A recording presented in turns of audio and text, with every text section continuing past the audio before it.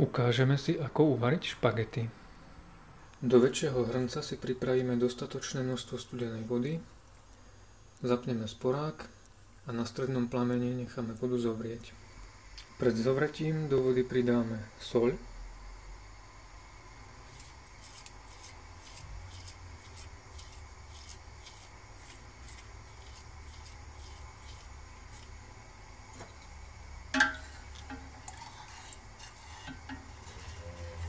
rozmiešame.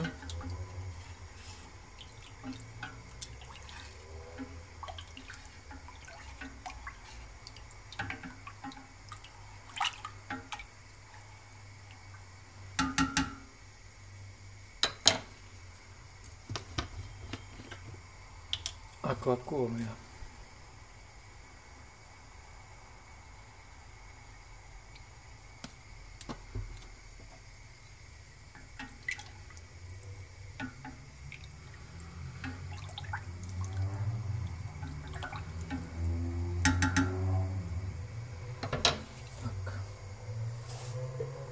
Hrniec môžeme prikryť, voda nám zovrie skôr.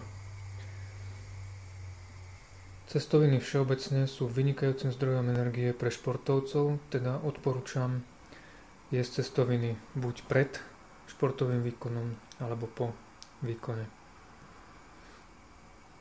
Samozrejme nemusia to byť len špagety. Na trhu je rôzne množstvo druhov cestovín, takže vyberie si určite každý. Ako prílohu k špagetám odporúčam pripraviť si omáčku, zeleninovú, syrovú, mäsovú, paradajkovú, komu aká chutí. Po zovretí vody k tomu danému množstvu vody, ktoré sme si ukázali na začiatku, pridám približne polovicu špagiet, malo by to vystačiť na viac ako 2 porcie. Tak, skontrolujeme vodu, asi po 5 minútach začína nám vrieť, no nie je to ešte ono. Takže počkáme chvíľku.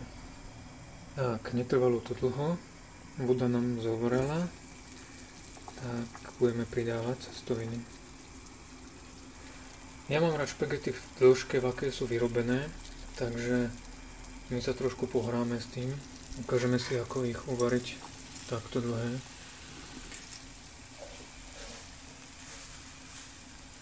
Tu si to vložíme postupne a opatrne ich tam začneme zatláčať. Oni od spodu meknú, takže až taký problém to není. No. Tí, ktorí sa nechcú takto prplať, tak si môžu špagety nalámať na polovicu a rovno ich tam hodiť. Tak. Dobre. Dáme ešte zvyšok.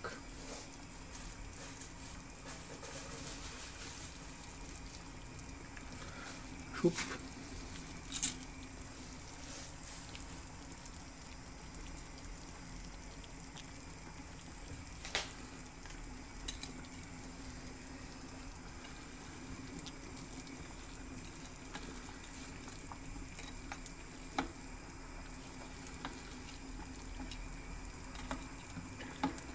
Tak, špagety máme vložené.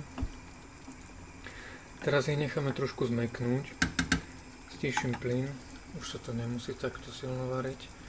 Každopádne teda variť sa musia. Budeme ich variť približne 8 minút. A občasne premiešame.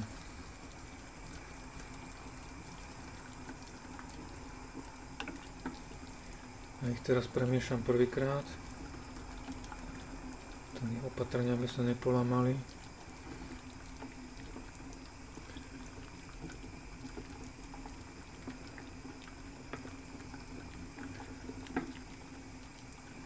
Dobre. No a necháme ich teda variť. Tak, asi po 3 minútkach premiešame cestoviny. Špagety už zmekli, dobre sa s nimi pracuje.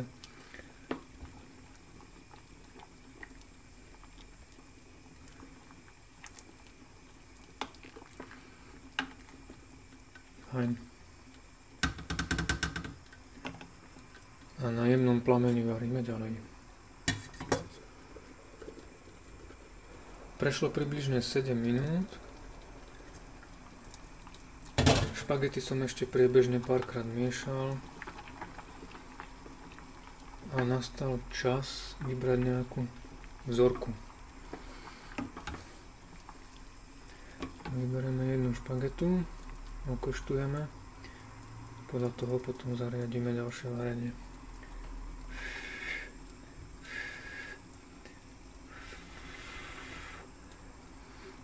Dobre.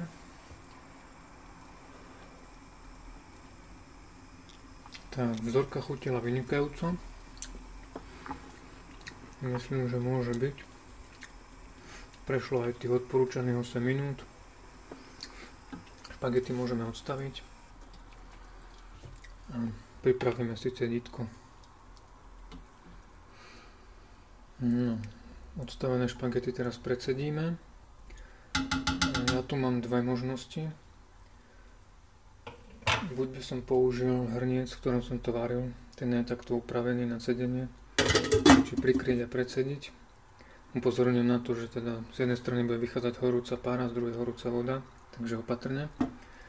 Alebo to spravíme klasickým spôsobom. A teda cedítko sa dáme takto do umývadla, pustíme studenú vodu.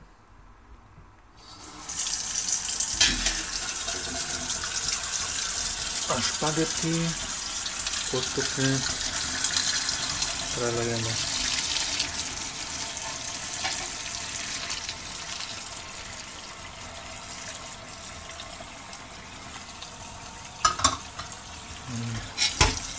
Teraz ich premieme. To zabezpečí, aby sa nám nepolepili pri uskladnení.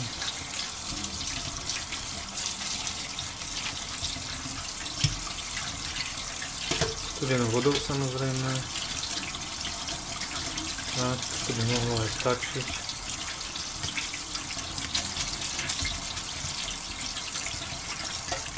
Dobre.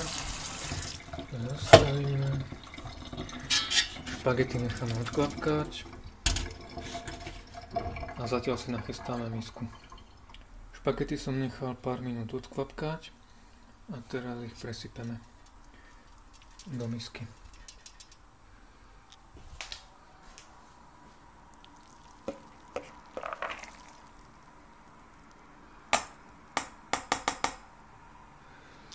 Dobre. Na vrch špaget som ešte nachystal plátok masla. Ešte sú celkom teplé, takže sa roztopí. No a špagety si prikryjeme.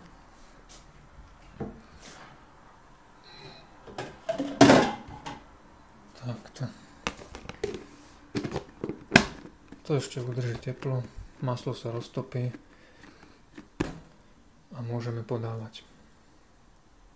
Pridaný plátok masla nie je nutný a je zbytočné ho tam dávať, pokiaľ špagety necháme dlhšie odkvapkať a vychladnú, pretože potom sa nám maslo neroztopí. No, skontrolujem, ako je na tom maslo. Roztopí sa trošku pomalšie. Asi špagety už vychladli. Skúsime mu ešte pomôcť. Trošku takto. Tak dúfam, že sa roztopí celé. Teplo ešte z nich ide.